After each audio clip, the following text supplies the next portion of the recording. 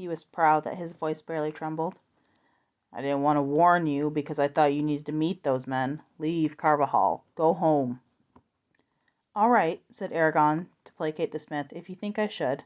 I do. Horst's face softened. I may be overreacting, but these strangers give me a bad feeling. It would be better if you stay home until they leave. I'll try to keep them away from your farm, though it may not do any good. Eragon looked at him gratefully. He wished he could tell him about Saphira.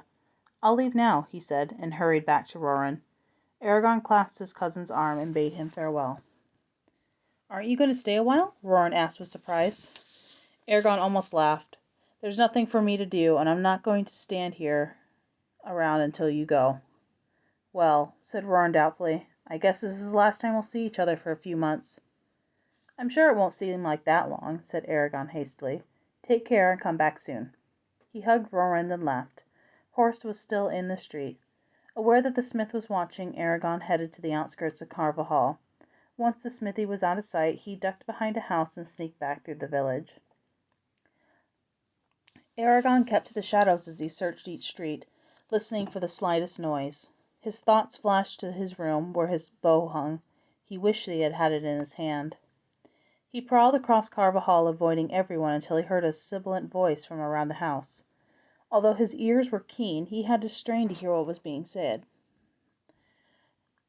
When did this happen? The words were smooth, like oiled glass, and seemed to worm their way through the air. Underlying the speech was a strange hiss that made his scalp prickle. About 3 months ago, someone else answered. Eragon identified him as Sloane. Shades, blood, he's telling them. He resolved to punch Sloane the next time they met. A third person spoke. The voice was deep and moist. It conjured up images of creeping decay, mold, and other things best left untouched. Are you sure? We would hate to think that you had made a mistake. If that were so, it would be most unpleasant. Eragon could only imagine too well what they might do. What would anyone but dare when the Empire threatened people like that? Probably not, but whoever sent the egg must be powerful enough to use force with impunity. Yeah, I'm sure. He had it then. I'm not lying. Plenty of people know about it. Go ask them. Sloane sounded shaken. He had said something else, but Eragon did not catch. They have been rather uncooperative. The voice was derisive. There was a pause. Your information has been helpful. We will not forget you. Eragon believed him. Sloane muttered something, then Eragon heard someone hurrying away.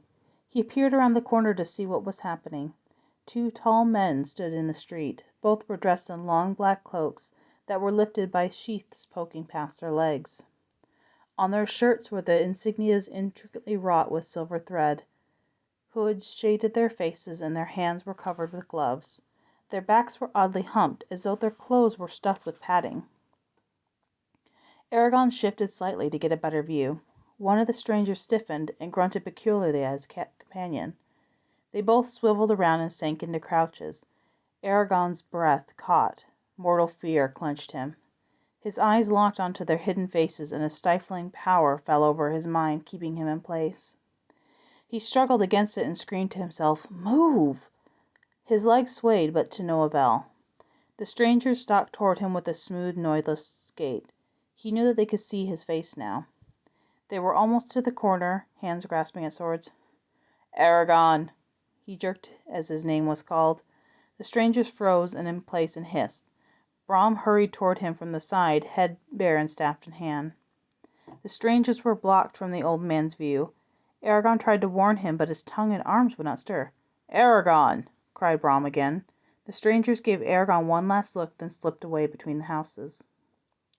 Eragon collapsed to the ground, shivering. Sweat beaded on his forehead and made his palms sticky. The old man offered Eragon a hand and pulled him up with a strong arm. You look sick. Is all well? Eragon gulped and nodded mutely. His eyes flicked around, searching for anything unusual. I just got dizzy all of a sudden. It's passed. It was very odd. I don't know why it happened. You'll recover, said Brom, But perhaps it would be better if you went home. Yes, I have to get home. I have to get there before they do. I think you're right. Maybe I'm getting ill. Then home is the best place for you. It's a long walk, but I'm sure you will feel better by the time you arrive. Let me escort you to the road. Eragon did not protest as Brom took his arm and led him away at a quick pace. Brom's staff crunched in the snow as they passed the houses. Why were you looking for me? Brom shrugged. Simple curiosity. I learned you were in town and wondered if you remembered the name of the traitor. Traitor? What is he talking about? Eragon stared blankly, his confusion caught in the attention of Brom's probing eyes. No, he said, and then amended himself. I'm afraid I still don't remember. Brom sighed gruffly as if something had been confirmed and rubbed his eagle nose. Well then, if you do, come tell me. I am most interested in this traitor who pretends to know so much about dragons. Eragon nodded with a distracted air. They walked in silence to the road, then Brom said, Hasten home. I don't think it would be a good idea to tarry along the way. He offered her gnarled hand. Eragon shook it, but as he let go, something in Brom's hand caught on his mitt and pulled it off, and it fell to the ground. The old man picked it up. Clumsy of me. He apologized and handed it back. As Eragon took the mitt, Brom's strong fingers wrapped around his wrists and twisted sharply.